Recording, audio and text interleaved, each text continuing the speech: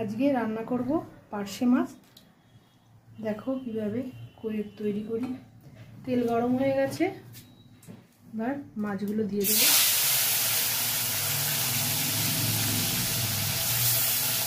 খুব বড় না পার্শে মাছগুলো, ছোট সাইজেরই মাঝারি। মাছগুলো ভেজে নিই, তারপরে একটু কচি না করছি দেখাচ্ছি। ধীরে দিয়ে দিলাম। এখানে মাছ ভাজা হয়ে গেছে, আর এখানে পোস্ত, একটু সর্ষে, কাঁচা লঙ্কা আর হলুদ দিয়েছি। নুনটা পরে দিচ্ছি, এটা দিয়ে দেবো।